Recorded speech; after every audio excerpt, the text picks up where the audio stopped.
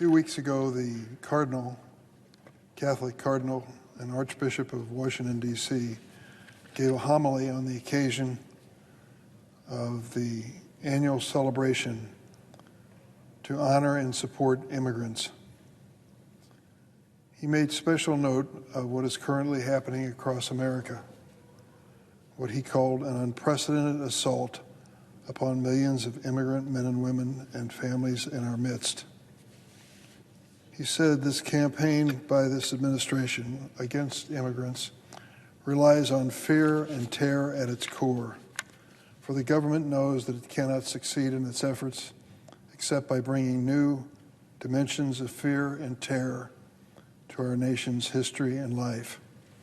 Its goal is simple, the Cardinal said: to rob undocumented immigrants of any real peace in their lives so that in misery they will self-deport. I ask unanimous consent that this homily be entered into the record in its entirety. Objection. Thank you, Mr. President.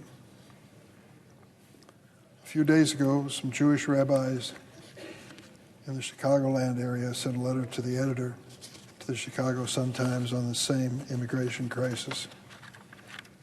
And they wrote, "On behalf of Jewish clergy serving communities across Chicago and Illinois, we write in opposition to the escalating campaign of fear and repression carried out by U.S. Immigration and Customs Enforcement in our cities and suburbs. In recent weeks," these rabbis wrote, "ICE has disappeared people, used tear gas in residential neighborhoods, and shot at least 2 residents with live rounds, 1 fatally. At Broadview, agents fired rubber bullets on demonstrators, including clergy members in South Shore. ICE and Border Patrol staged an overnight raid on an apartment building, dragging families from their beds, separating children from parents, and leaving them handcuffed outdoors for hours. I ask unanimous consent that this letter to the editor from the Jewish rabbis in Chicago be printed in its entirety in the record." Objection. Mr. President, I make a point now, since the arrival of the military from President Trump into the Chicago area, to go home each weekend and visit the neighborhoods that are under assault from the ICE agents. I did that last weekend and visited a suburb of Chicago known as Elgin, Illinois. People have heard of it, I'm sure. It's the 6th largest city in our state. The mayor, Dave Captain, is a true bipartisan man. No surprise, he's been mayor for almost 12 years. He's a good mayor and a good person, and we met in his office and talked about what's going on. Elgin was one of the first targets of President Trump and ICE.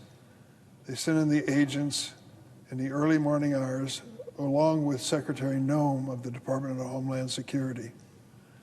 They broke down a door to a home, raided it by removing the family and accusing one of the occupants of being undocumented.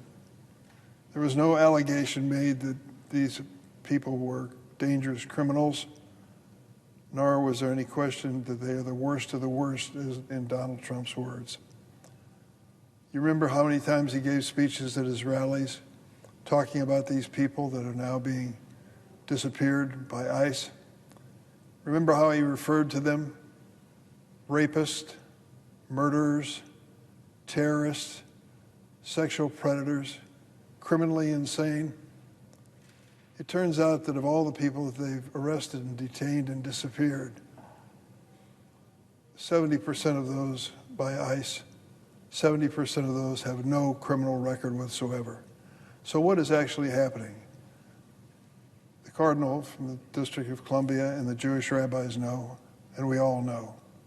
It is a reign of terror from this administration, not to make America safer, but to make sure that people who weren't born here leave. But unfortunately, if you're a student of history, you know that's the story of America. Immigrants who came to this country seeking freedom and opportunity and making this a great nation. My family tells that story. I'm sure most of the people listening to my voice can tell the same story. But what's going on now is a reign of terror. I went to a section of Chicago known as Little Village. And Little Village is primarily Mexican American, And it's a great community. Miles and miles of shops and stores and restaurants. When I visited with them on Friday, they were largely empty. One fellow with a grocery store told me 50% of the customers have disappeared. Why? Because they're afraid. They're afraid to leave their homes. For what? To be arrested, to be detained, to disappear? Oftentimes we're asked to try to find someone who has been detained and get little or no cooperation from the federal agencies. These are the tactics of dictators in faraway countries, not American due process. But that is the reality of what we're facing. I asked the mayor of Elgin what he thought about the population, the Hispanic population in his town. He said, Senator, 50% of the people in my city of Elgin are Hispanic. Many of them are immigrants. They make for a great community. We just had a beautiful festival with 10,000 people showing up. It's been a tradition in Elgin for a long time and one we're proud of. And he wanted me to make a point of telling me that they are changing the ordinances in Elgin so as to make those who are protected by DACA eligible to apply to be firefighters and policemen. The one for policemen has been on the books for a while. Now they've expanded it to firefighters. And they have a long line of people interested, immigrants who are prepared to risk their lives to keep their community safe. That, I think, is a great story of a great town, and I'm proud to represent them. But we cannot be proud of the tactics that are being used by ICE and by the Department of Homeland Security. If you're going after serious criminals, the worst of the worst, the litany that is often given by President Trump at his rallies, count me in. I'll be part of that.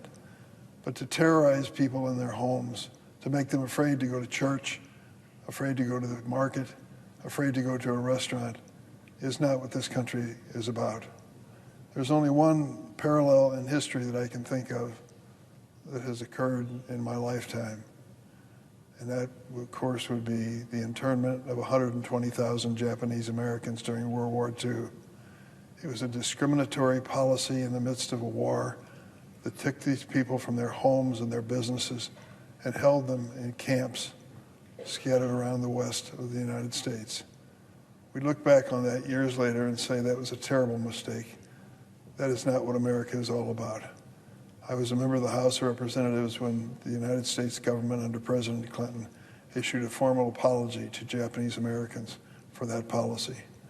Sadly, we are building up another occurrence in the United States with the actions of ICE and Department of Homeland Security when it comes to Hispanic Americans.